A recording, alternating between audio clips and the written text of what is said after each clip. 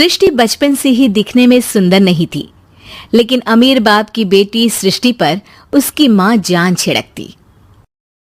मेरी बेटी कितनी प्यारी है, भगवान सबको सृष्टि जैसी बेटी। सृष्टि धीरे धीरे बड़ी होती है। एक दिन सृष्टि की सहेली कहती है, तू दिखने में कितनी अजीब सी है, लेकिन मैं जानती हूँ हम सब में सबसे अच्छी शादी तो तेरी ही होगी। तेरे पापा अमीर जो हैं। और बता नहीं सकते यार, दहेज तो हर कोई देता है, ये क्या ज्यादा ले जाएगी अपने पति के लिए? अरे बड़े शहर में कोठी है इसके पापा की।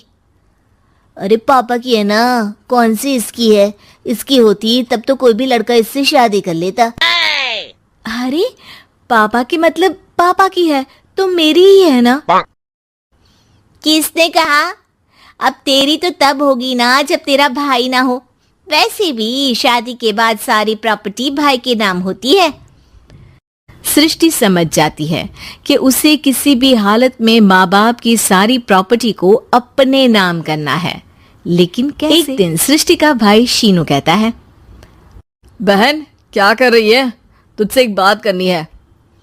अरे हाँ करना, मैं तो तेरी बहन हूँ। बहन मेरी लाइफ में ना एक लड़की है, बहुत अच्छी है। मैं सोच रहा हूँ माँ और पापा से बात करूँ शादी के लिए। सृष्टि को समझ में आ जाता है कि भाई की शादी होते ही भाभी उसे एक दिन भी घर में बर्दाश्त नहीं करेगी। क्या बात है भाई, बताना कौन है वो? यार वो बहुत अच्छी लड़की है, पढ़ी लिखी है, मेरे साथ जॉब भी करती है। बस एक प्रॉब्लम है। प्रॉब्लम? क्या प्रॉब्लम है भाई?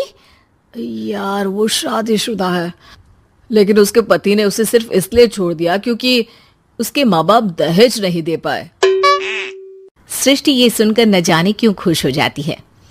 अरे भाई तो क्या हुआ, लड़की तुझे तो पसंद है ना? शीनू को लगता है कि बहन उसे समझ रही है।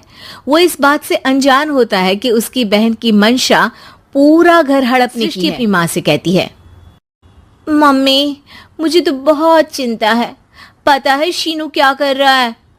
अरे क्या कर रहा है, वो तो काम पर जाता है और वापस घर आता है।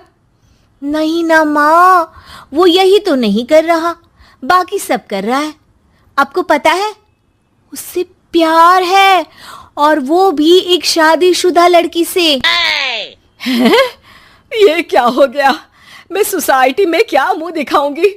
अरे तेरे पापा तो यही कहेंगे कि मैंने ही उसे बिगाड़ दिया है।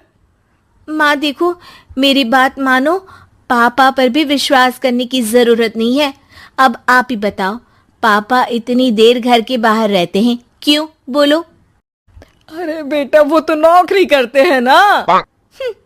तू बहुत भोली है माँ, पापा का ऑफिस तो 7 बजे खत्म हो जाता है, लेकिन देखो कितनी देर से आते हैं।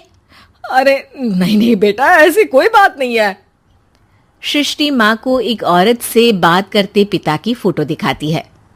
देखो माँ कैसे हैं पापा, मैं ना कहती थी कि पापा सही नहीं है। मैं तेरे पापा से बात करूंगी, दे फोटो मुझे।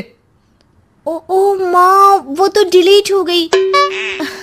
लेकिन चल, तूने तो देख लिया ना, पापा से बाद में बात कर लेना, और हाँ मेरा नाम बिल्कुल मत लेना। हाँ माँ। अब क्या था, सृष्टि के माँ और पिता के बीच झगड़ा होना शुरू। सृष्टि के मन में क्या चल रहा था कोई नहीं जानता था। एक दिन, माँ सृष्टि के लिए एक लड़का देखा है, वो लोग शाम को उसे देखने आने वाले हैं। और हाँ माँ, एक खुशखबरी, मैं और पापा मिलकर एक नया बिजनेस ट्राई कर रहे हैं। शाम को लड़का आता है, सांवले रंग का। सृष्टि को तो बिल्कुल भी पसंद नहीं आता। लड़की की माँ कहती है, लड़की का चेहरा तो कोई खास नहीं, लेकिन अगर मेरे बेटे को आप लोग सेटल कर दें तो मैं उसकी शादी आपकी बेटी से करवा दूं। सृष्टि को लड़का बिल्कुल पसंद नहीं था। उसे भाई पर गुस्सा आ जाता है। लड़के वालों के जाने की बात कहती है, माँ देखा शीनू मेरे लिए कैसा लड़का लेकर आया, न दिखाने लायक न सुनने लायक, सेटल भी नहीं, वो भी हम करे। अरे माँ मैं जानती हूँ ये मेरी शादी किसी भी घर में क्यों करवाना चाहता है। अरे कैसी बात कर रही है बहन, तूने तो देखा ना, लड़के को मैंने ही मना कर दिया तुझसे शादी के लिए। जिसने लड़का बताया था उसने उसकी बहुत तारीफ की थी। बात आई गई हो जाती है, लेकिन सृष्टि का मन शांत नहीं होता। क्या करूं, कुछ समझ में नहीं आ रहा। मेरी शादी हो गई तो ये लोग पूरी प्रॉपर्टी शीनू के नाम कर देंगे, मेरे हाथ तो कुछ लगेगा ही नहीं। तभी सृष्टि को आइडिया आता है। वो किसी वकील को फोन करती है। जी देखिए, अगर आपके मम्मी पापा का तलाक हो जाता है तो आपके पिता की आधी प्रॉपर्टी आपकी माँ के नाम हो जाएगी, फिर उसे वो किसी को भी दे सकती सृष्टि है। अब माँ को बेटे के खिलाफ भरती है। माँ, शीनू पर नजर रखा करो, वो जिस लड़की के प्यार में है ना वो शादीशुदा है।